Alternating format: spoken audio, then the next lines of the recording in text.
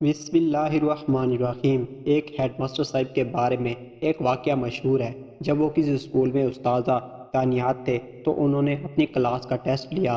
Test کے خاتمے پر انہوں نے سب کی کاپیاں چیک کی اور ہر بچے کو اپنی اپنی کاپی اپنے ہاتھ میں پکڑا کر ایک قطار میں کھڑا ہو جانے کو کہا۔ انہوں نے اعلان کیا کہ جس کی جتنی غلطیاں ہوں گی اس کے ہاتھ پر اتنی ہی چھڑیاں ماری جائیں گی۔ اگرچہ وہ نرم دل ہونے کے باعث بہت ہی آہستگی سے بچوں کو چھڑی کی سزا دیتے تھے تاکہ ایذاء کی بجائے صرف نصیحت ہو، مگر سزا کا خوف اپنی جگہ تھا۔ تمام بچے کھڑے ہو گئے۔ ہیڈ ماسٹر صاحب سب بچوں سے ان کی غلطیوں کی تعداد پوچھتے جاتے اور اس کے مطابق ان کے ہاتھوں پر چھڑیاں رسید کرتے جاتے۔ ایک بچہ بہت گھبرایا ہوا تھا۔ جب وہ اس کے قریب پہنچے اور اس سے غلطیوں کی تعداد پوچھی تو کیا ہوتا ہے کہ خوف کے مارے اس کے ہاتھ سے کاپی گر گئی اور گڑگڑائے ہوئے بولا، جی مجھے معاف کر دے، میرا تو سب کچھ ہی غلط ہے۔